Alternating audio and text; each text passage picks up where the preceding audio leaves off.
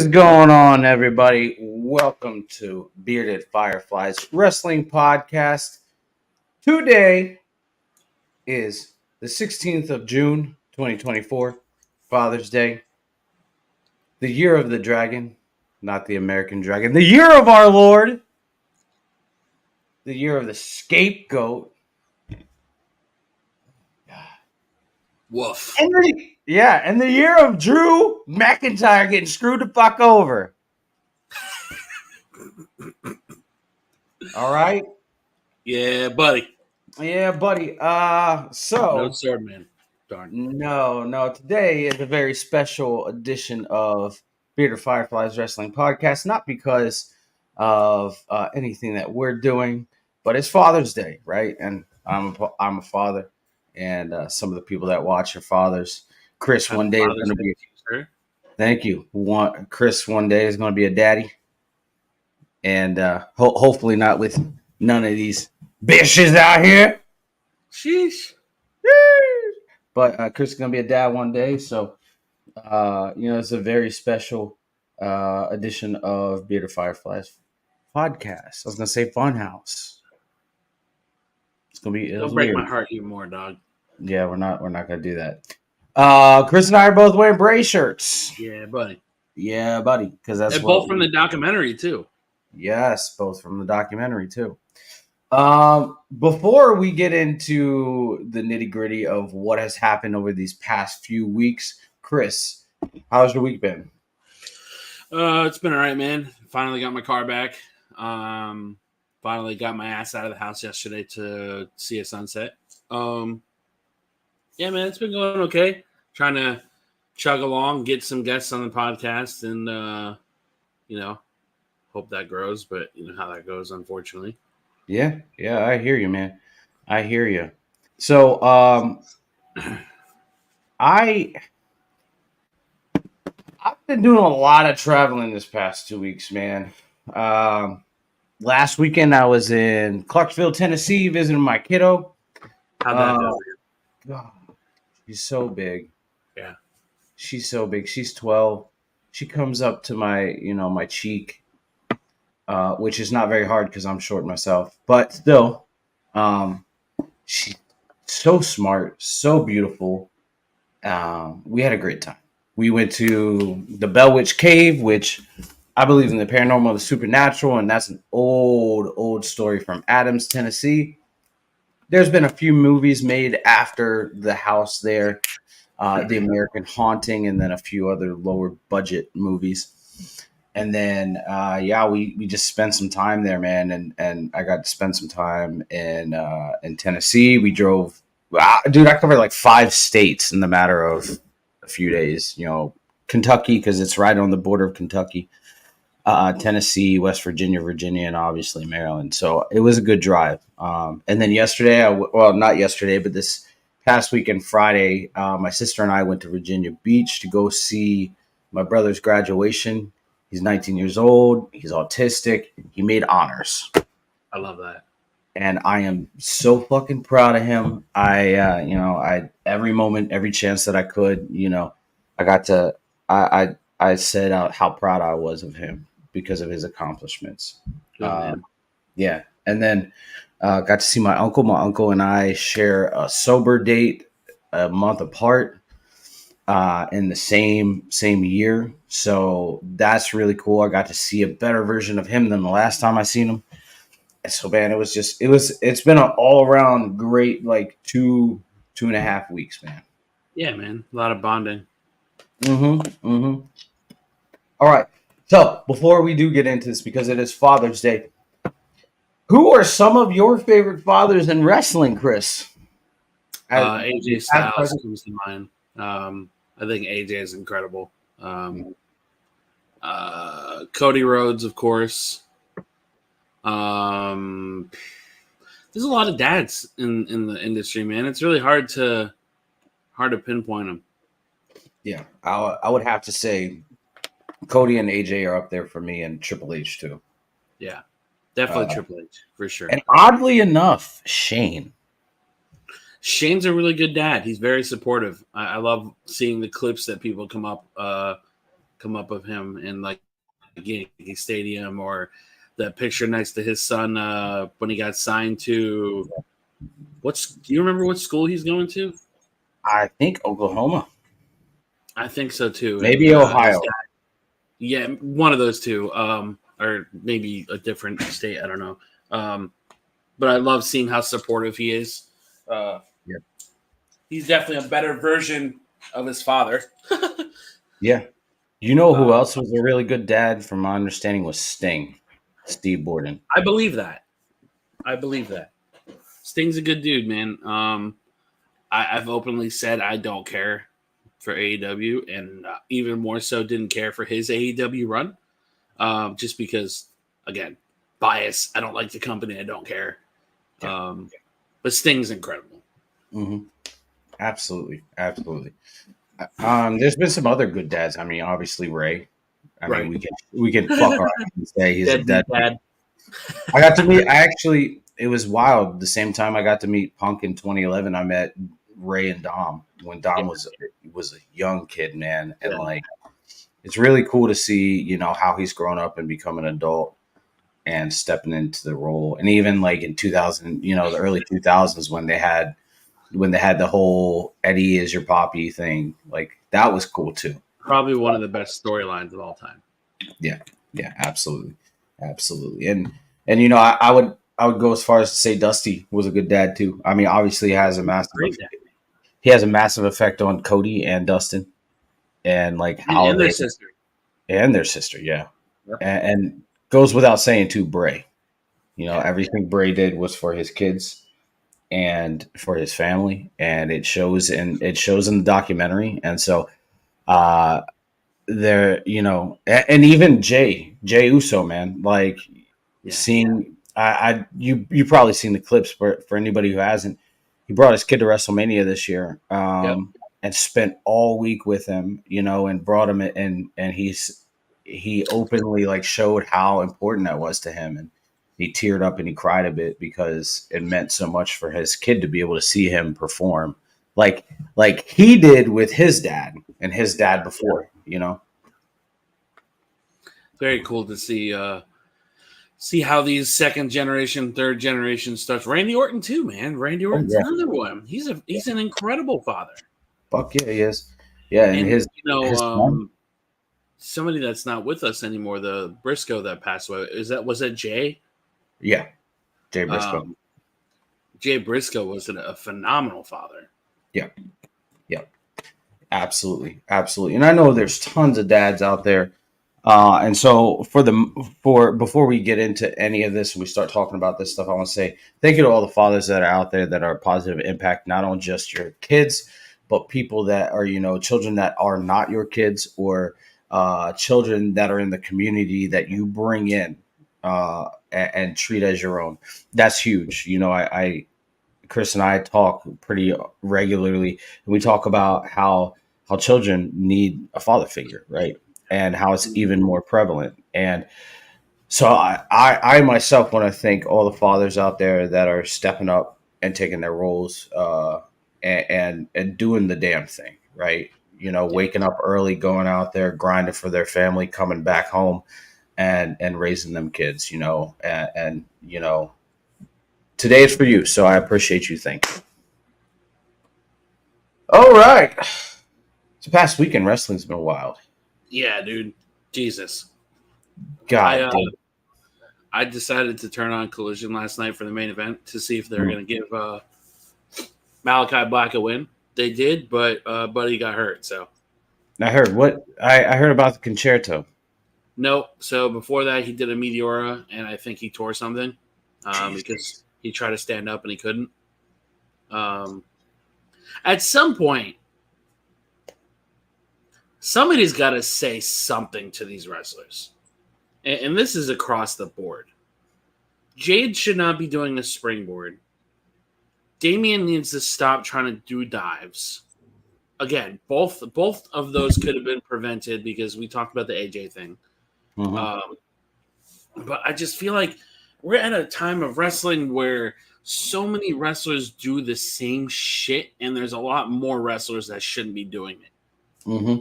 You know what I mean? Like, there's a reason that John Cena doesn't go on the top ropes as often as he used to when he was a kid, when he was younger. Yeah. You know what I mean? And it's just at some point, these wrestlers got to pull their heads out of their ass and realize that their health is important. Absolutely. Absolutely. And I think it even goes even further, is that whoever is booking these matches needs to like say, hey, look, you need to be a little bit more cautious. And the producers could be just as responsible too. Mm-hmm. Mm-hmm.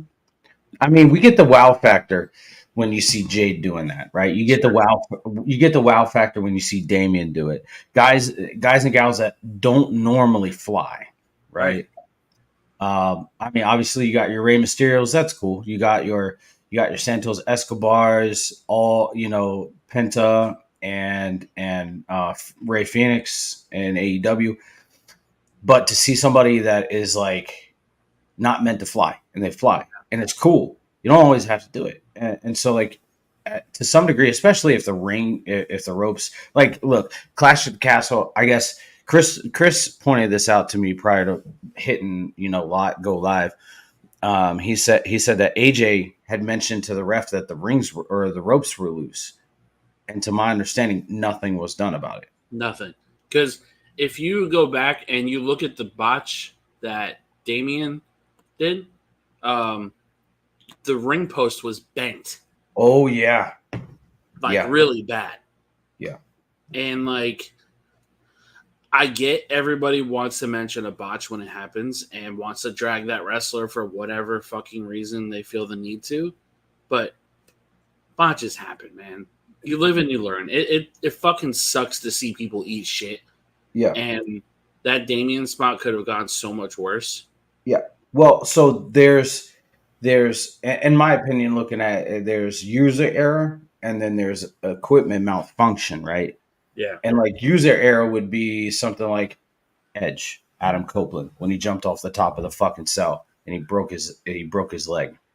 Bro, the dumbass landed flat-footed. Yeah, landed flat-footed. Like, what did he think was gonna happen? Right. I'm surprised that bone didn't break skin. For real.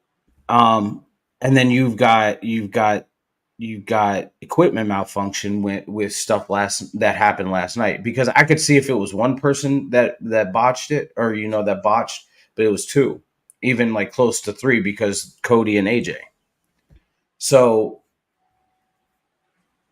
I feel like last night was user error, and I feel like it should have been like, hey, let's scrap this idea of going over the top rope, because the ropes are fucking loose.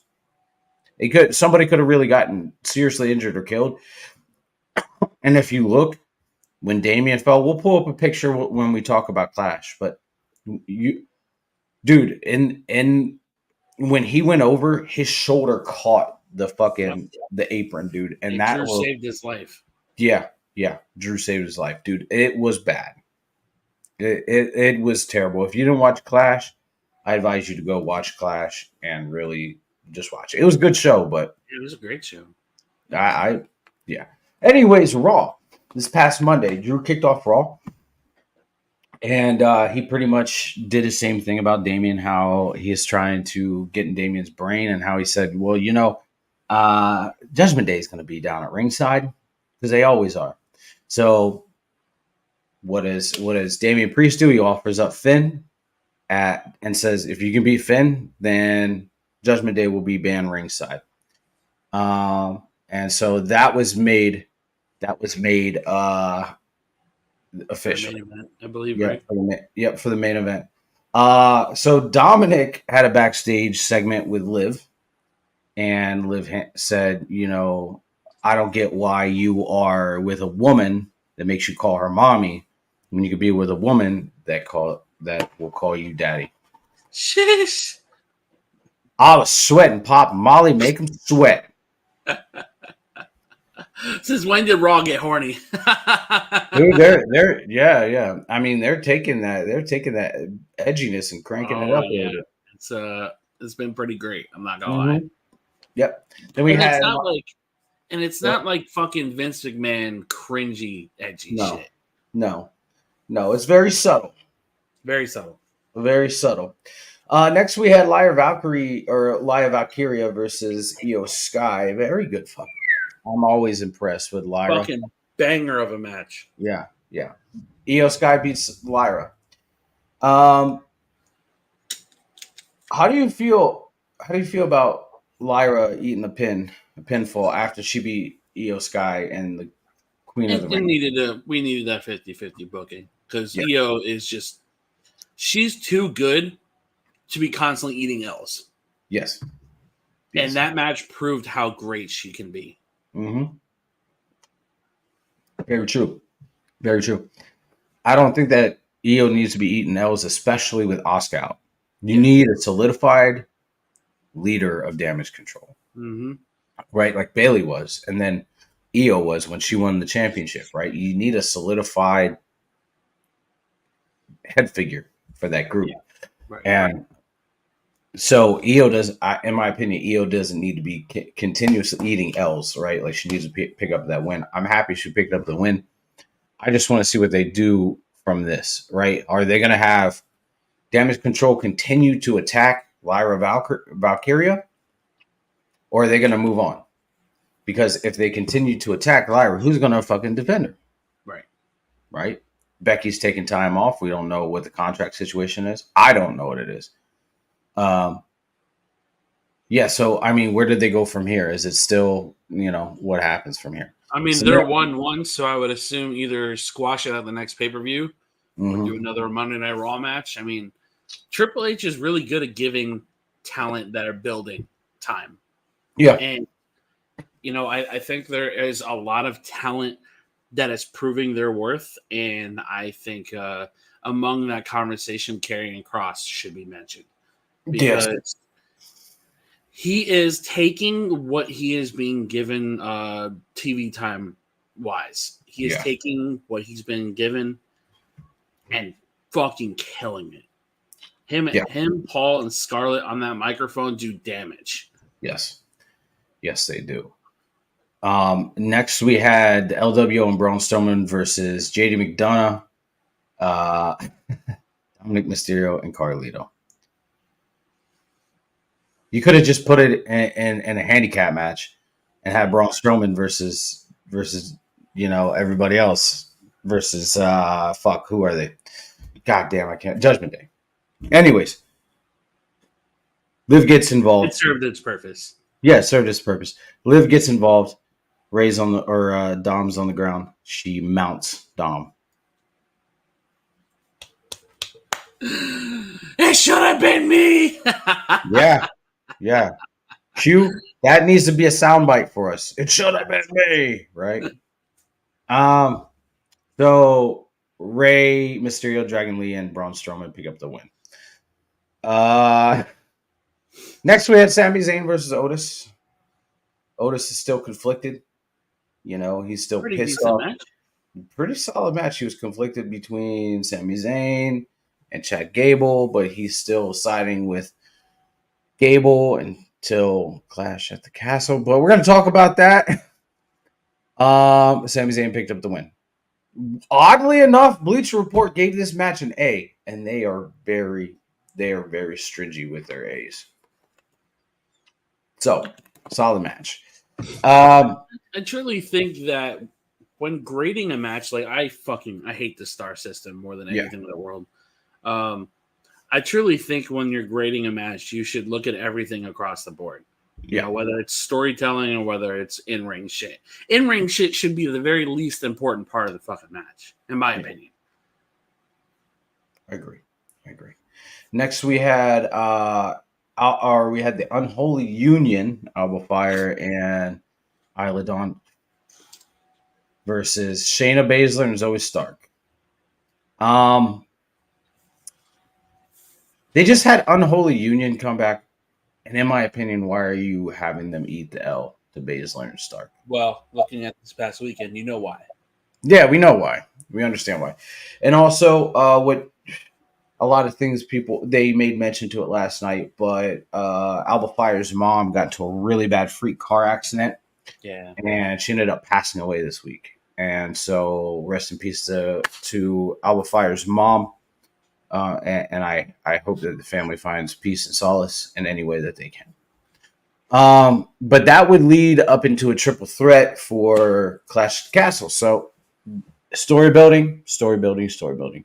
Next, we had Ilya Dragunov versus Braun Breaker. And dude, Braun Breaker continues to impress me. Like, I've seen Braun Breaker before. I've watched his shit. But this Braun Breaker is on a different level. Right. And you know what? Fucking, I think Ilya, I think he had a very coming out performance in that match, too. Yeah. Yeah. Very solid match. So we had Braun Breaker beat Ilya. And after the match, he continued to attack Ilya, or he went to spear him, and Ricochet interfered, and they got into a scrap, and that would lead into backstage. Now, a lot of people are speculating if Ricochet is staying with WWE because his contract expired this past weekend, or if he is going elsewhere. I don't want to speculate. Chris, what do you think? I'm going to try and say this as politely as possible to Rico because I don't have a problem with him. But if he goes to AEW, he's a dumbass. Mm-hmm. Like, I understand from a money perspective you would go there. But he's literally going to a company where he will have a ballet match is probably the main event of whatever show it is against Ostrich. And I just... The first time that match came out, I hated it then, and I'm probably going to hate it even more now. Yeah. And I just don't think Ricochet should go backwards. Again, just an opinion. I don't have a problem with Ricochet or Trevor Mann, whatever the fuck you want to call him, Prince Puma. Yeah. I don't have a problem with him. Yeah. But I don't think he needs to go backwards and join the circus. I hope Ricochet chooses what makes him happiest. Yeah. Yeah, I'm just gonna say that. Just gonna say that. Next, we had a segment where they showed Finn Balor picking up the card that Liv Morgan left on the table, and the hotel room key. He slid it in Dominic's pocket, though.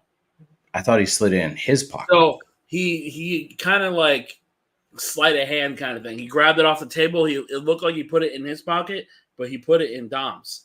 Yeah. Okay. All right. Next, we had the Awesome Truth against AOP for the World Tag Team Championships. AOP lost. It was a pretty solid match. I thought it was good. I'm just, man, I said this about Cross, and I'll say it about AOP. I hate AOP taking losses more than anything in the freaking world. But the New Day thing storyline. So I'm not 100% mad at it. I oddly enough, and I hate teams breaking up. Like there's certain things where I certain teams where I hate seeing them break up because it's like that nothing is going to happen when they split. I would like to see a match with AOP and the New Day where whoever loses, 1 second.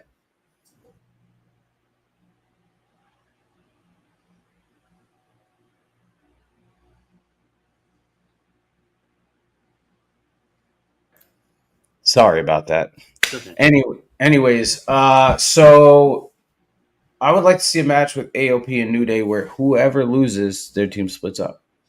I think the most potential there would be Xavier Woods going to the Final Testament because Xavier Woods can play both sides. He has played both sides. Yeah. Not that I don't think Kofi is incapable of it. I think Kofi wouldn't be believable as part of the Final Testament.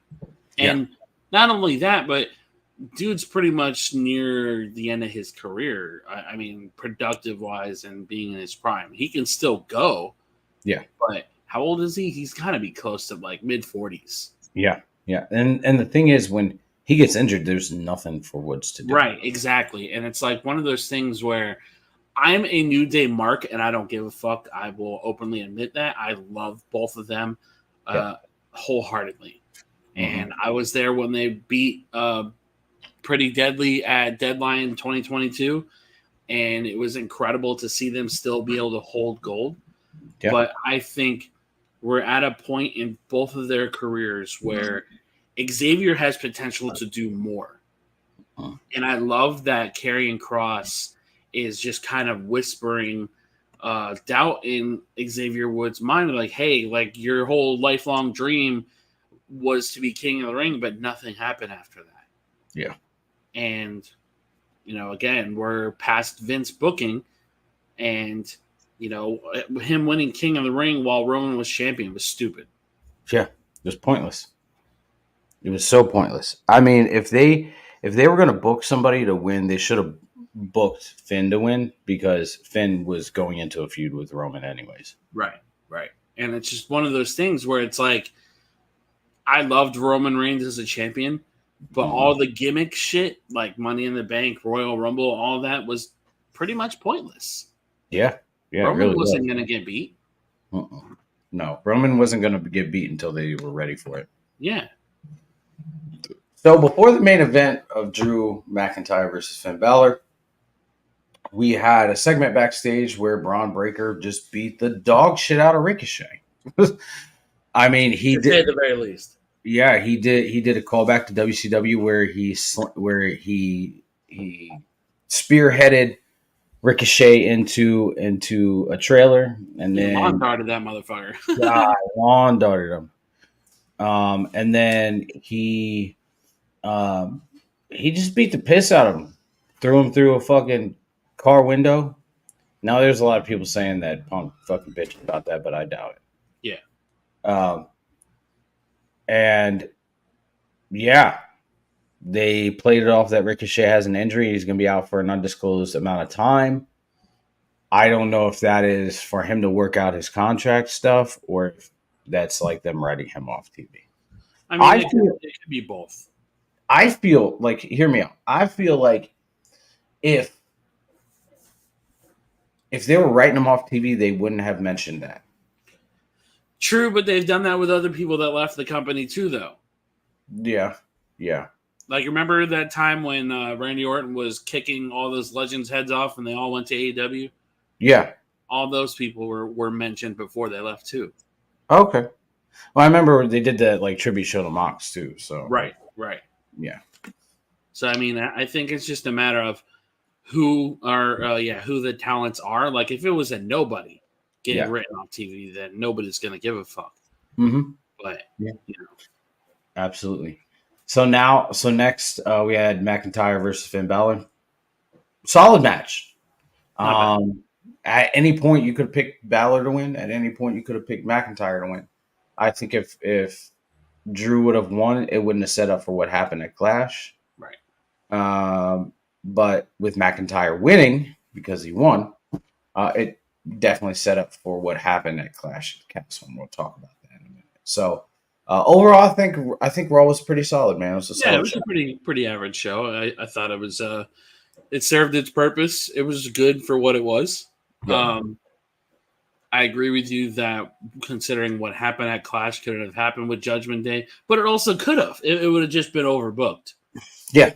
Oh, definitely. And I feel like Triple H is not in the overbooking area of his life. At least not yet. Yeah, not right now. So when Ricochet got his ass beat, they had Samantha Irving going to the back, obviously because they're a thing. And Pat McAfee was the announcer. And that shit had me dying. Yeah, that was pretty good. Shit had me dying. I love Pat McAfee. He is a national treasure. Thanks. But yeah, anyways, I thought Raw was pretty solid. It was a good show. What happened on NXT, Chris? So NXT, we got a special appearance from Cody Rhodes to give a gift to somebody, and I'll get to that when we get to it. But Kelani Jordan became our very first women's North American champion in a ladder match that was pretty good. Before I run down this show, I just want to cover Jesus Christ, Battleground really quick in the UFC Apex. I'm not going to go through the card or anything, but I just want to talk about the atmosphere and just like how it was perceived.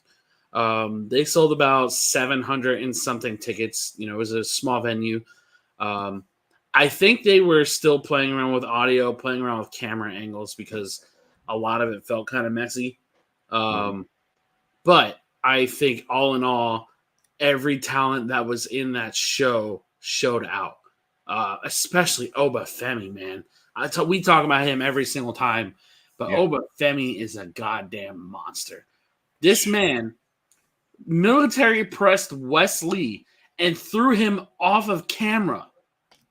Threw him so high, he threw him out of the camera frame. It was freaking insane. Goddamn. And that man is just incredibly strong. It's scary. But all in all, I think Battleground was great. Trick Williams retained. I think Ethan needs a lot of work because Trick couldn't carry. And it just kind of showed where, Trick is still in development. It's a development show. While they put on great shows, Trick is not a seasoned veteran. So he can't carry somebody who hasn't been on TV in X amount of months and carry a main event match. Now, if you would have given me somebody like Ilya, somebody like Carmelo or Braun, sure, those guys had a lot longer of a time in a spotlight than Trick Williams did. But Trick Williams is great. I have no doubts in my mind that he'll get better and he'll be able to carry matches and main events in the future. That being said, so Kalani Jordan came out, thanked all the fans for the support and that she's going to be a fighting champion, much like Melo. And, Jada Parker came out and said that I'm going to be your first challenger because I was really close to winning and it should have been my title. So it looks like we're going to get Jada Parker and Kalani. That sets up for the match that was already made official. Michin versus Jada Parker. Michin's in a very interesting spot in the company because it's like she's being booked, but it's just kind of like either people don't care or she has to do some crazy shit for people to care. I have no ill will towards Michin, but something's just not clicking. At Battleground, she got reactions, but again, it's because of the hardcore shit. It takes bumps that normal people shouldn't be taking. But Michin and Jada Parker had a great match. The OC came out to help Michin, and I think she got her first pinfall win in I don't know how long. So then we had a backstage segment with Chase U. Thea Hale basically shut everybody up and said that Riley Osborne was once an outsider, and we gave him a chance to be in Chase U, so we should give Ridge Holland a chance to be with us and see what he can prove to us. OTM had a backstage segment, which is Bronco, Lucian, and Jada Parker saying that they have unfinished business with the OC. So I'm assuming nothing's been made official yet that it's going to be a 3-on-3 match eventually. Second match was Wesley and the New Catch Republic against Gallus. If you guys are not familiar with Gallus, I think they are my favorite UK tag team that came out of the NXT UK roster because Joe Coffey is so special as a talent. And his brother, Mark, is pretty good, and Wolfgang is super underrated. They're all heavy hitters. They're all like Sheamus and Drew and just beat the dog shit out of anybody they're in the ring with. We all thought, and I'm guilty of this too, we all thought it was going to be the Rascals from TNA to help Wesley. But I think HBK is teasing it heavy because they're feeding Wesley L's. They're making Gallus look unstoppable. So I think we're going to see a nice little TNA crossover again with Wesley as well, because we have the men's battle royal that's going to be made this week where people from other rosters are going to be in that battle royal too. So that leaves a door for, All Japan Wrestling. That leaves the door open for Noah, TNA. I mean, we don't know who's going to be there. So it's going to be very interesting to see what happens with that.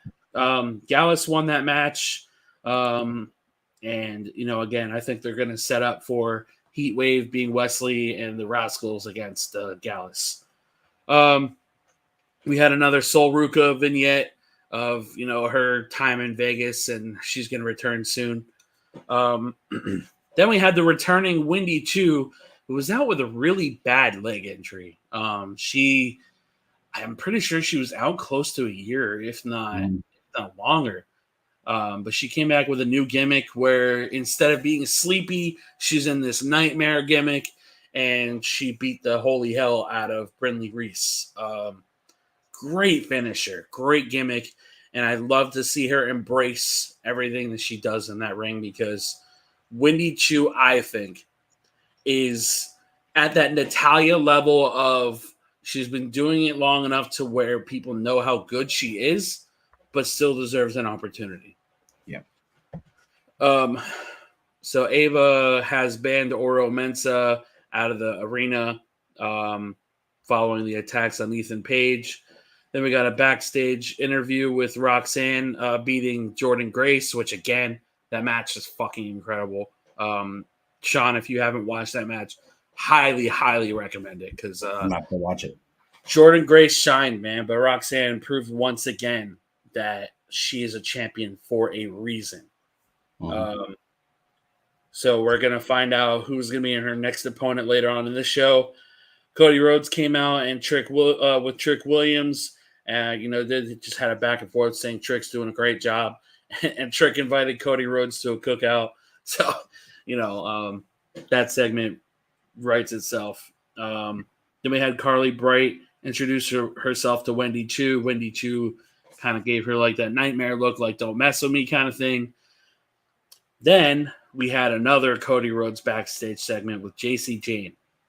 He gave his undashing face mask to JC Jane as a handoff. And man, if there's not a bigger endorsement than having the top baby face in the company give you something like that, I don't know what is. Because Cody Rhodes has his finger on the pulse at all times, man. And he's so good at what he does. Now, my question is, do you have JC come out with the paper bags and handing those out, putting them on people? Because I think she should fully embrace that undashing gimmick, because I think it'd be fucking incredible. Yeah. This match was probably my favorite match of the whole night. We had Lexis King versus Dante Chen in a Singapore cane match. They beat the absolute piss out of each other. I don't think I've seen a cane match that vicious in quite some time. Lexus took a couple canes to the head, to the back of the head, to the neck, back. Dante too. But then Lexus had the sweet spot in the match and used his scepter, the same scepter that his dad had, and did his coronation with the scepter. It was so fucking good. Look at your messages in like 2 seconds. I'll show you a really quick clip of how hard these guys hit each other. Okay. All right. Yeah, it's 5 seconds. Okay. Yeah, I'll give it a check. Yeah, you're good. And anyway, it was unable to send. Cool. No worries. Anyway, no, man, it was that match was incredible. Then we had, let's see what match we had. We had a returning Eddie Thorpe against Tavian Heights. Tavian's another really good wrestler who's still trying to figure out his character, but he's a mat wrestler like a young Kurt Angle. Very good match. Eddie Thorpe won. Charlie Dempsey of the No Quarter Catch crew wants to recruit Tavian. Stevie Turner told Ava that she wanted that Roxanne was going to call her out. Tony D'Angelo wants a tag team title match. And in this match, I thought was very interesting. Javon Evans versus Sean Spears. Javon Evans, man, we've talked about him briefly. Yeah. Kid's 20 years old, and I think one of the fastest SOBs I've ever seen in that ring. Yeah. Sean Spears, being the vet that he is, just guiding him through that match and the spots that they did. Sean Spears got his first win since his return. Oh shit. Javon went to go do like a springboard crossbody, and he landed directly on the table. He cracked his ribs, spitting out blood after the match was over. Phenomenal match, man. I just, that kid can do everything. I truly think he reminds me of Ricochet, just better, more fluid. Yeah. Then we had a match made official. Kalani Jordan is going to defend her title against Michin. Roxanne calls out Ava, and then we had 5 women come out, saying they all want a shot at Roxanne, including Lola Vice, the human black hole that cannot talk for shit. Helped her fight off pretty much the women that were out there, and the show ends with her looking down at the title, basically wanting a shot. If they put that title on Lola, man, I think they're gonna at least lose me for the women's title. Yeah. Just for the simple fact that I don't think that Lola deserves a title, because she cannot talk to save her life. Put that title on Lash Legend. Dude, Lash Legend is so fucking good. Yeah. Now, if the game plan to have Julia, who came from Stardom and is now doing Marigold, if the game plan is to have her beat Roxanne, bro, I am all for it. Yeah. Give me that all day. Yeah. But absolutely.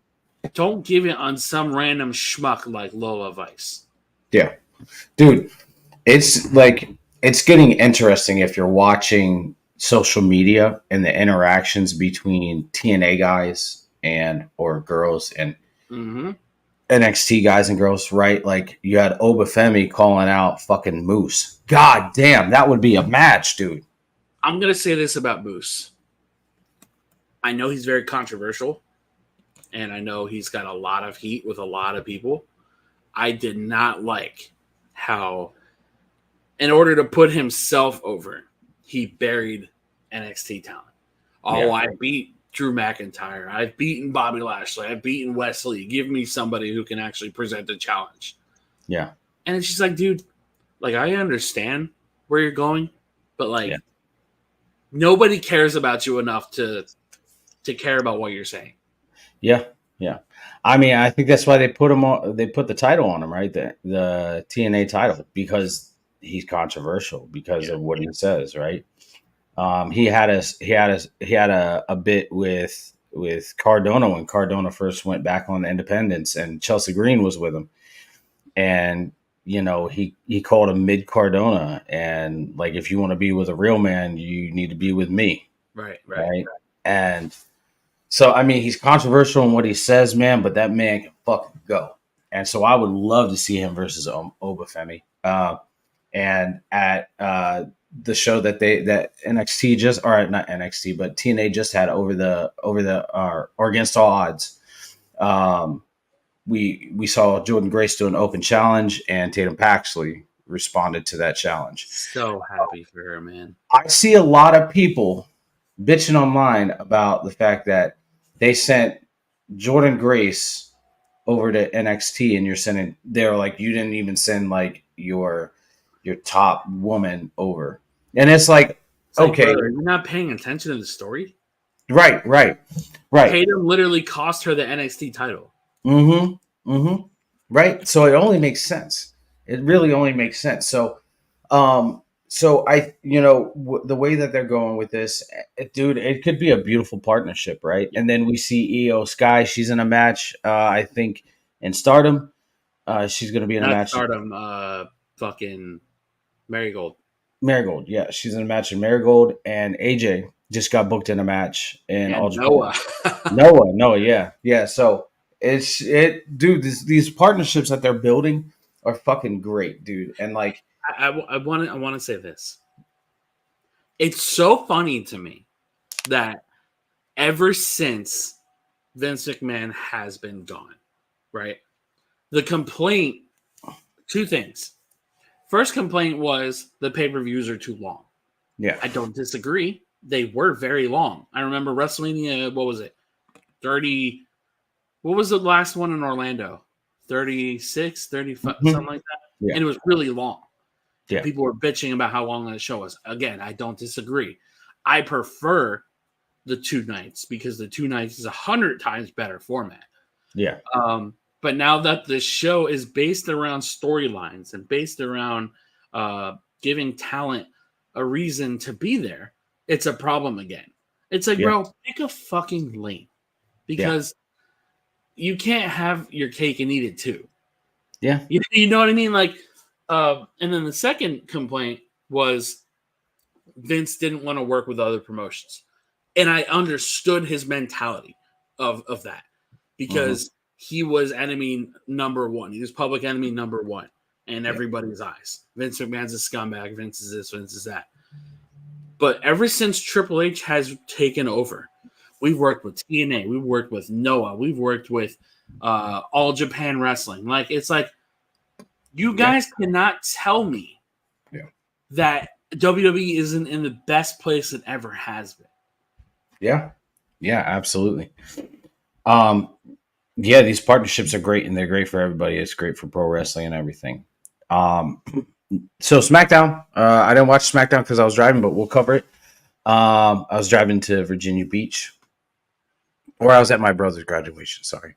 Anyways, so it was in Glasgow, so it's pretty cool. Crowd was fucking raucous, so I love it. We had Naomi versus Chelsea Green. Naomi won. She picked up the dub. We had Legado del Fantasma attack Apollo Crews. It's good to see Apollo back in storylines, man. Yeah. Like, Apollo's a fucking great talent, and I wish that they would do more with him.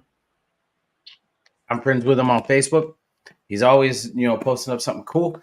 But, I would love to see him on a streak. So that led to Santos against Apollo Crews. Santos picked up the win. Baron Corbin made an appearance to try and help Apollo. Yeah. Apollo lost that way. I'm excited to see what they do with Baron now because this is his first, second time on TV since beating Carmelo Hayes. I think the world of Baron Corbin. Yep. So I'm very excited to see where it goes. And it looks like they're making him a face. Yeah. Which I think is very smart. Yeah, very smart. Next we had Mia Yim versus so in here they put her as Mia Yim, but Michin versus Nia Jax. We already know Nia picks up the dub. Dude, Nia Jax. Not a bad match. Not a bad match at all. No, she's stepping up her game, and I'm fucking happy about it. We had a segment where Logan Paul went home and he was on the phone and he seen fucking LA Knight in his pool. It's pretty good. Not gonna lie. Yeah. Next we had Kevin Owens versus Solo. And Solo picks up the win, as he should. Do you think Kevin Owens eating so many L's is a good idea, though? I mean, if they're trying to build the new bloodline up as being a lethal force, yes, absolutely. That's fair.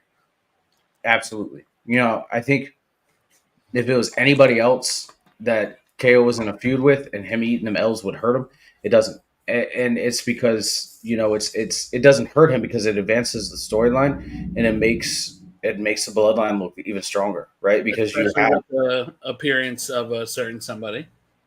Yep. You had Tama Tonga Loa interfere, and Randy came to make the save.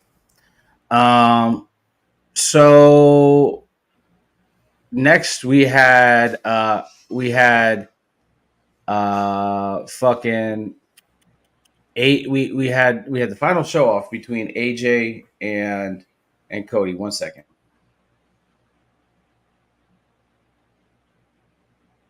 Your phone's falling down. Yeah, my phone is falling down, guys. I'm sorry. But this ring light sucks. Anyways, yeah, we're just gonna take that down. Anyways, so yeah, we had the final show off between AJ and Cody before their I Quit match. Bro, that promo segment was pretty damn good. Dude, AJ cooked Cody like over and over. Cody came back, and Cody's response was awesome. And so it's like, yes, I did all these things. I didn't see Cody's response, so I don't know. I saw AJ's response. AJ said, You had the world in the palm of your hand in WWE, and then you quit. You went to New Japan. You quit. You went to Ring of Honor. You quit. You started your own company and you quit, and now you're back. I'm gonna make you quit again. And Yeah. what did Cody respond with? Cody basically said, "Yes, I quit all those things. I started a company with my friends, and I quit because I wanted to move on to something greater. I bet on myself, and now he's the number one guy." Yeah, It's a great response. He didn't trash AW. Yep.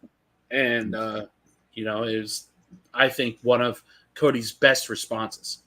Absolutely. So it looked like SmackDown was great. Like I said, I wasn't able to watch it, but next we got Clash of the Castle. It happened yesterday. I watched it last night because I was on the road back from Virginia Beach. But here's the match card in order. Well, not in order. So we had Cody versus AJ in the I Quit match. We had Bailey versus Piper Niven. I'm glad that they're not doing Doudrop anymore.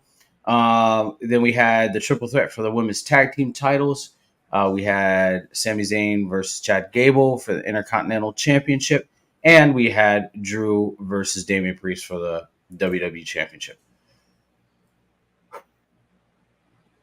Goddamn, was that show good?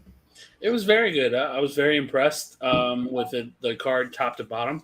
I thought the storylines that were now being started off that pay-per-view, I really love the fact that Triple H can end one storyline and start a new one in the same goddamn night. Vince couldn't do that. No. Sometimes he did, but yeah. So right off the rip, dude, I thought that they were going to make Cody and AJ co-main event, but they didn't. They started off the show. I'm glad. No, I'm glad that they didn't. Dude, that match was violent. I think it's one of the best I Quit matches I've seen in a very long time. Yeah, it was very. If you look back and you like, and I hate doing the comparison thing, but if you look back, it reminds me a lot of Cena and JBL. I was going to say either that or Cena and Randy Orton. With blood, though. I was thinking Cena and JBL because, Cena had ripped off that fucking pipe off the truck and was going to hit JBL with it. And he was like, "I quit," and that would kind of play out in this match. Very violent, very bloody. Cody got busted open quick in that match. Yeah. And it was cool too because when he got busted open, you didn't really see the blood right off the bat. They shot the camera over to AJ where AJ was talking shit to Cody's mom. He was like, "This is your fault. This is all your fault." And then they shot the camera back to Cody and Cody's face, his whole left side, I think. And I'm glad they didn't overdo it. No. And it was right above the eyebrow where it wouldn't just continue to bleed. Right. Especially like if you looked at some of the earlier damage that like Cody had taken, it was all to the back of the head, to the top of the head, to the neck. And it was on the eyebrow they got busted open on. And so, they played very smart. They didn't continue to try and make it bleed. But AJ ended up getting busted open later on in the match. So that was cool. There was a really scary spot where there was an over-the-rope suplex that happened. AJ was going to suplex Cody. Cody kind of, in a way, I've seen this happen many times in both AJ and Cody's matches where it's reversed on the outside and then they fall. That looked very scary. The landing for Cody looked very fucking scary. Yeah. That's where the head injury and the neck injury started. God damn it. AJ used the STF on the Cena's STF on Cody. Made him pass out. Yeah. Which was awesome. But the ref couldn't call the match because Cody, it's an I quit match. You got to say I quit. And then him pouring the water on him was pretty great. Yeah. He's like, I'm going to wake him up. So it's cool. That being said, I really think Cody needs a fucking submission move. I would love to see like a dragon sleeper. Would be pretty cool. Yeah, a dragon sleeper would be awesome. Even like a What's Bob Backlund's move? You know what I mean? The chicken wing. Chicken wing. Yeah, I'd love to see a chicken wing. Right? Bring it back. I don't know. I agree with that to an extent, but I don't know. I would think him doing like a leg submission would be a lot better. Yeah. Because like the chicken wing it's a very dated move. Yeah. And I feel like it wouldn't come across on modern day television very well. The cloverleaf would be good for him. The cloverleaf is a good one, but Sheamus does that. But when was the last time Sheamus ever done that? Yeah. So yeah, I mean it was a solid match. AJ ended up pulling out. I thought it was thumbtacks, man. I really thought it was. I was saying that shit to Miguel. I'm like, bro, he trolled so hard on that being taxed. I love AJ Styles so much. Dude. And like the funny shit was like the comments he was making. He's like, I know what you think this is, but that's not what it is. I got something better in them. Bro, when he pulled it out, it was handcuffs. I'm like, bro, this man is amazing. Yeah. And then he pulled out the handcuffs and he handcuffed Cody and beat the piss out of him with the chair. Yeah. Then with the candlestick, then with the belt. Yeah. And it was beautiful. And then the interaction again with Mama Rhodes and fucking AJ. He got up in her face. She slapped him. Like you could tell she didn't want to. Right. She like hesitated. She pushed him, and then she was like, and it wasn't even a hard one, but he sold the shit out of it. And then she smacked him again twice. And yeah, dude, great interaction. And then he went back in the ring. Cody got free of the handcuffs. Hit him over the head with the handcuffs. Handcuffed him to the ropes. Beat the shit out of him with a chair. Got steel steps. Bro, he beat the fuck out of AJ. That was crazy. Mm-hmm. I think my favorite thing about steel chairs, I don't know why, I love it when they go for the chest. Like, it's just such a cool visual. Like, okay, back shots, sure. No homo. Back shots with the chair. Yeah, back shots, baby. With the chair. You're telling back shots in this bitch. But when they go for the chest, like when Braun Strowman took that chair shot to the chest a couple weeks ago, I'm like, bro, this shit is awesome. Yeah. And it ended with AJ in the corner, cowering in the corner, and Cody had the fucking stairs. He put the fear of God in that man. He did. and that scene where he had the steps on the fucking ring mat, and he was like, oh, he like hulked the fuck up, dude. He like hulked the fuck up, and then like lifted that bitch up. I was like, this man is on another level now. That is a visual that should go down like with some of the best shots ever. Right. And then I was sitting there and I was like I didn't know anything about it. I mean, I was watching it in real time at the beach, but like I was sitting there and I was like, Cody's still holding the steps. He fucking knocks him out. I was like, he's got to hit him. I was like, hit him. I quit. Yeah, he decked him, knocked him the fuck out clean with those steps. And I swore he would yelled at him. He said, don't mess with my mom. And then like threw the stairs down. And like when he stepped on the stairs and then took that second step and stood on the top, I was like, dude, that's Homelander right there. That is Homelander Cody. Now, here's my question for you. Do you think he should ever go heel? Yes. Anti-hero or anti. I don't think he could pull the anti-hero off, though. Maybe I'm wrong. I don't know, man. He showed that heel side last night, but I mean, so did Cena. Right? So, I mean, aggressive babyface. Yeah, aggressive babyface. And then the next bit of shit that happened solidifies that he's not turning heel. He was making his way up to the ramp, which, I mean, if you watched it, you could tell something was going to happen because they never followed the champion back up the ramp. He was met by Solo. Solo was standing there, not even looking at him, just like this, clapping. And then Cody kind of turned and looked at him, and then the Bloodline attacked him. So it looks like Solo is going to be the next challenger. Which I don't know how I feel. I don't think Solo's ready for it. I don't want to. The only way I can see this going down is Solo wins by DQ, or Cody loses or wins by DQ, where neither one of the man wins, right?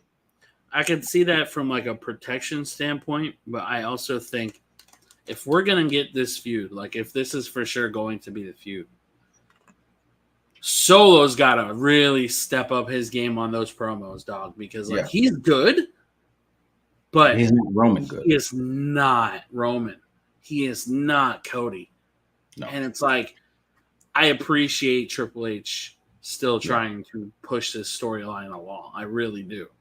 Yeah. But if we're going to go, if we're going to do this the right way, Jimmy Fatu, or wait, is that his name? Yeah. Jacob Fatu, sorry. Jacob Fatu and Hikuleo are two names that are floating around still. Yeah. Jacob is supposedly signed with WWE, assuming they're waiting for him to be ring ready. Yeah. And Hikuleo, Haku's son, is another one rumored to come to WWE. Yeah. So my thought process is Roman Reigns is going to make an appearance some way, somehow. And whether that's after War Games or something. But this summertime is going to be interesting for SummerSlam. It's going to be interesting for the build to Survivor Series because there's very, very few paths you can go with Solo right now. Because Jimmy's MIA. We don't know when or if he's going to come back. Yeah. Jay's doing his own thing. Roman, who knows when he's going to come back. And then you have The Rock, who's still a factor, even though he just got hurt. Yeah. The Rock did? Yeah, I guess he fucked up his elbow working out. I think it's not severe. It doesn't need surgery. Oh, well, that's good. I think what could happen is that they will have a match at Money in the Bank. Right. And Solo is going to lose. Or something happens where there's a I think the Money in the Bank is going to be in 3-on-3, though. It could be. It could be. It could be a good way to save things. It could be a good way to save that match for SummerSlam. Because we need a proper build. Yeah. And Money in the Bank is literally 3 weeks away. So what could happen is you could have that 3-on-3. I mean, because last year the championship wasn't defended at Money in the Bank. So you don't have a defense at this one either. You do a 3-on-3. But at least you'll have an appearance of the... Wait, last year was the Civil War? Bloodline Civil War, right? Yeah, the tag team champions. Roman and Solo versus the Usos. Right. Okay. And then what could happen is the Bloodline picks up the win, right? Then you go into SummerSlam. So that would give now obviously Cody should not eat the dub or shouldn't eat the L. Should be KO or Randy, but KO. If they really wanted to make a statement, Randy. That's another name that I'm curious to see what they do with, because if you saw at the end of that whole interaction, Randy Orton was eyeing that title. Yeah. And he's already beaten Cody once. Yeah. And then you go into SummerSlam and you have Solo versus Cody. Cody goes over Solo. Bloodline attacks. Then you have Roman come out. Roman make his return. Kind of like Brock did at the end of SummerSlam a few years ago. Roman makes his return. And he comes in the ring and he stands, he's standing in the middle and they attack Roman. The Bloodline attacks Roman. That'd be fucking genius. Yes. Yeah. Where he's saying, okay, I'm coming back to reclaim my status as head of the table. He could even change his look up, right? Where he cuts his hair off a little bit shorter. I don't think he would. No, I don't think he would either. I don't think he should. But he comes back and he's standing in the middle of the ring, throwing the ones up. And then he looks around, nobody's throwing the ones up. And then Solo fucking spikes him. And then the rest of them attack. So I think here would be my War Games team be Roman and the Usos, and assuming Jacob Fatu is involved in some capacity, versus Solo, Tangaloa, Tama and Hikuleo. Yeah. That is how I would do War Games. Now, this is where it gets interesting. Who does Paul Heyman side with?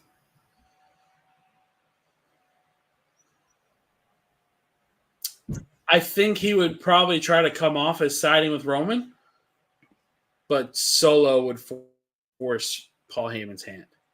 That could be it, or it could be a swerve where Paul acts like he's siding with Roman and then willingly goes with Solo because Roman lost the title. Right. Roman's no longer legitimate. There's no legitimacy to Roman. And so that sets up for Solo. I think it's a good one. Yeah. Next match we had. What was the next match? I believe it was the women that followed. Yeah, the women. Okay, so it was the triple threat women's tag team championship match. And that match was a solid match. Jade had a spot where she slipped off the top rope. Could have been really bad. Cole covered her ass. Yeah. Like heavy. Mm-hmm. And I'm just gonna say this about Jade. You know, I was very critical of her in AEW. So I think it's only right that acknowledge the faults that a talent may or may not have. Yeah. She needs to slow down. And I think she got overzealous. And I think I don't want to say full of herself, but she got in her head about how the match was supposed to end. Everybody's talking about how she tapped out to Shayna. I think Shayna put in that sleeper too deep. And her taking the suplex from Isla Dawn was pretty great. Yeah. And I'm really happy that Alba and Isla are champion. Yeah. Now it just it's going to be interesting to see how Jade recovers. Yeah. Is she going to be sent to the PC and not come back for a couple weeks? Is she going to get a singles push and things, get better? We'll see. I honestly think that they're going to go and challenge for the titles again, the tag team titles. Let Alba and Isla keep the titles until SummerSlam. I agree. They deserve it. Yeah. They've worked their ass off. Let them keep it until SummerSlam, and then take the titles and give them back to. I mean, you could even do a women's tag team title gauntlet match, bro. Like, when was the last time you seen a gauntlet match on a pay-per-view? It's been a long time, very long time. Right. You could run a gauntlet match where the champion, you have so many fucking women tag teams. You have them. Like, you got the stacks. You have every woman booked on that show. You could have every woman booked on that fucking show. Like, no joke. It would be great. Mm-hmm. They could get their time. And so I think they give it back. They'll give it back to Jade and Bianca. If they don't, then Jade and Bianca need to split. Yeah. Because they're too fucking good to be losing. I'm worried for Jade for the simple fact that, like, that botch was pretty bad. Yeah. And that ending sequence was pretty bad. Yeah. Absolutely. And now they could run a storyline. They could run a storyline off of her tapping and the ref didn't see it. So who knows? Next we had the Intercontinental Championship match. Sami Zayn and Gable. That match was phenomenal. That match banged hard, bro. Yeah, it did. And first off, we got the Uncle Howdy fucking that if you didn't know, now you know. Like, it was loud on the screen. It wasn't just a flash. It was like a full 10 seconds on the screen. And it said, "We warned you and you didn't listen. The massacre or whatever is coming." And so apparently tomorrow night they're supposed to debut. I'm nervous. I am too. Severely nervous because who are they going to go after? Sammy? Dude, I Sammy is really the think only logical person they can go after. there's two positions that they need to debut in. Either in the beginning of the show or tease the beginning of the show and then close at the end. I think closing at the end would be smart. Yeah. Yeah. But who Whoever do you the main go with? event is. I mean, you could have them feud with Jay. I was gonna say Judgment Day. Well, Jay could be it. Judgment Day, but I feel like that kind of it's kind of the problem that we had with what the fuck was their name? With the Hurt Business and Oh yeah. what the hell was that tag team? Retribution. Retribution. It kind of runs into that issue where it's like, what is the Wyatt Six's intentions? That is the thing. You don't know. So you gotta that builds the intrigue, so you gotta watch again next week. But yeah, it was loud. That whole match was amazing. I really wanted to see Chad pick the dub up. Right. I'm kind of pissed off that he didn't win, but after how that shot that ended that match, bro, him livid, bro. Yeah.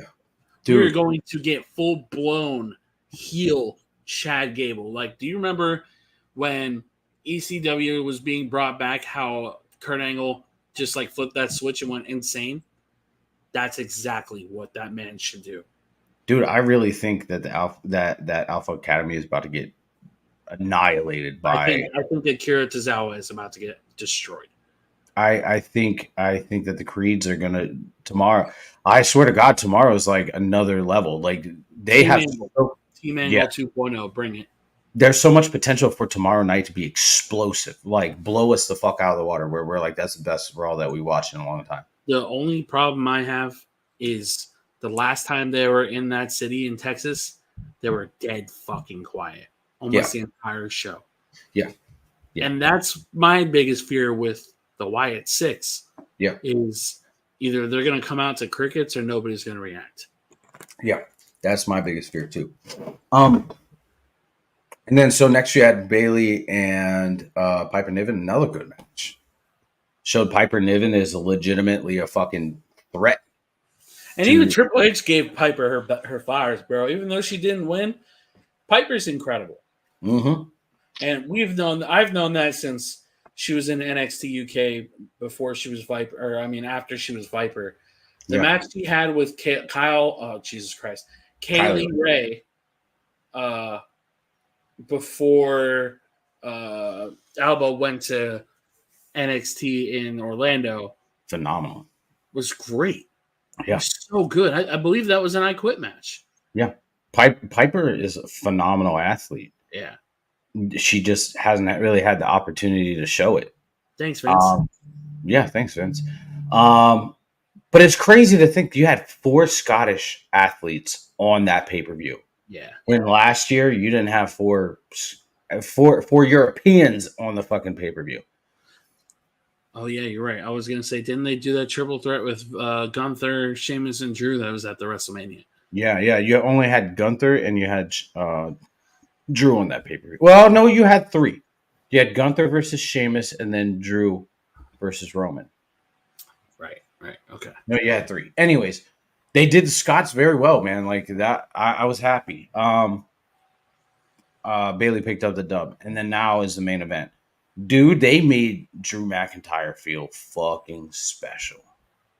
Right? That entrance was amazing. It was really good. I dare say it was better than his WrestleMania entrance. I don't even remember his WrestleMania entrance, truthfully. He had a bunch of swordsmen out, and they were. Right. Okay, yeah. And he came out, but the thing is like I guess his costume got lost in transit, so he had to have one made, and somebody made it up in like 12 hours. But this one felt really fucking special, dude. Like, he looked great. He had the brown and blue tights, or brown and blue fucking pants or shorts on or whatever you want to fucking call them. Dude, he just felt special, right? And he was happy to be home. It was good to see him in that headspace. He had the K on his wristband for his wife. And then Damian Priest got booed out of the fucking arena, bro. Like, goddamn. But there's a spot in that match was very scary, right? Like, look, they beat the dog piss out of each other, even after this. But Damian went for a leap over the ropes, man, and you can see he got tangled up in the ropes. Look at the post. Yeah, you're right. The post is bent. If you look at the post, it's bent. And his shoulder caught the fucking apron. I really wish that you could see my mouse, but his shoulder caught the apron and his head smacked off the fucking apron. Yeah, that was bad, man. That was bad. The rest of that match, Damian. For what it was great. Now I felt really, really bad for Damian, man. I was looking at that. I was watching that, and then I was like, okay, what leg is that? Because traditionally, if you look at wrestling, if it's on the left side, it's a kayfabe injury. If it's on the right side, well, more likely it's a kayfabe injury. It could be, yeah. But on the right side, it's a legitimate injury, because they work the left side. That was real, right? Like, and he was limping, like, and Corey Graves is like, once that adrenaline wears off, man, he's gonna feel it, and like he stepped down and you could see him wincing. There's a few spots where I was like, dude, there ain't no way. Yeah. There ain't no way he can continue this match. Right when he was going for that razor's edge from the corner, I was like, there ain't no goddamn way. And he pulled that spot that he did the power bomb. Like, I'm really glad he didn't try to catch Drew. Yeah. And so the ref got knocked down out of the ring. Dude, the ref sold that bump hard. He jumped off the fucking apron. It's pretty good. That was good. That was real good. And then Drew hit the Claymore. He went for the pin. We seen a ref slide in the ring. 1, 2, and then he stopped. And then he popped up. And it was fucking CM Punk, and he went like this. And that's a callback to the third. That was a callback. This man recreated the meme that Drew McIntyre made. Yeah. And Drew went after him, right? Bro. Like, grabbed him by the throat. Full hatred in his heart. Kicked him straight in the dick.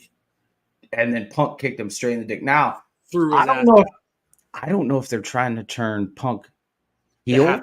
They have to. It's a double win. They have to. Yeah, and Drew face.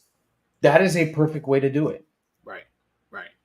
And then the crowd was chanting "Fuck you, Punk." That's crazy because you don't ever hear that. Right. And Damian Priest got him with the choke slam, his South of Heaven choke slam. For the 3, and Punk was out in the crowd celebrating. Did you watch the press conference by chance?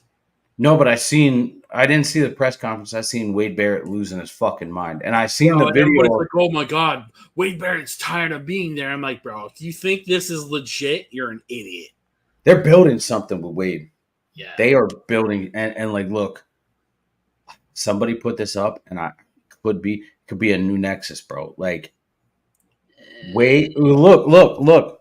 All the European people in the company have been fucked, right? So you could have a European stable, a legitimate European stable, not League of Nations. That was fucking garbage. You'd have Wade Barrett, Drew McIntyre, Sheamus, and because Gunther's and Kaiser are Imperium, but they're not really Imperium because there's what about New Catch Republic? Are they on Raw? Yeah, they're on Raw. You could. No, they're on Raw. I don't know. They could build a legitimate heel stable where it could be New Nexus. I think that'd be an awesome move because Wade's not wrestling anymore. He could be their man. I would just be curious on the execution because I feel like the era of stables is so fucking overdone. We know Triple H loves stables. He does. You're right, but I'm just saying for the sake of Drew being as big as he is, Sheamus too, it kind of forces, them in the tag team division. Because what are you going to do with that stable? You're going to give the title to Drew and have Sheamus sit backseat? You know what I mean? Like, it's like there's stars across the board. There is what I'm saying. Yeah. I mean, you could put Drew for the heavyweight. You could put Sheamus and somebody else or Sheamus for the Intercontinental because But see, and that's my point right there. Is you force the hand of either break that stable apart or put a title on everybody in that stable, and that's the problem. Yeah. Well, I mean, it could be like the Hurt Business where not everybody has a championship. They're chasing. If you remember though, when Bobby was champion, they were also tag team champions. True. With Shelton and Cedric. Yeah, true. I don't know, man. I don't know. See, that's what I'm saying. It makes things complicated. Well, I mean, you also had Roman with the championships and the Usos with tag championships. So, right. I mean, you never know, man. It's interesting, dude. Wrestling is fucking interesting right now, and I am for it. Yeah, me too. I dude, like I said, Raw has the potential to be explosive. So much Texas brings it, man. Because I hope they do too. Fuck, I am so nervous about that. Corpus Christi, right? Yeah, yeah. And they were dog shit the last time they were there. Yeah, I hope so too, man. I hope so too. Dude, I don't know, man. Wrestling is interesting, and this time that we're in as fans is fucking. I'm excited. So, Chris, before we go, man, you got any final words? Fuck AEW. No. I hope the whole Wyatt 6 thing tomorrow. I hope they knock it out of the park. I hope they do too, man. I'm scared for that reaction. I am too. I don't know how they're gonna do it, man. I mean, who knows? They could do teasers all night and then have them debut after the main event. I think that would be smart, or just stand on the stage. Yeah. Yeah, man. I'm really excited, dude. I'm really excited. But yeah. My final thoughts. I hope everybody has a good day. I hope everybody has a good week. Don't do anything I wouldn't do. It's a very small list. That's a very, very small list. All right, y'all. So right. Yeah, we're updating it. So anyways, by the way, there's gonna be a new entrance made. There's gonna be some new graphics put up then within the next few weeks. So be on the lookout for that. We got something in the works. It's gonna be very beautiful, very awesome. But until next time, I hope you guys have a good week. We will see you next Sunday. Be good. Much love.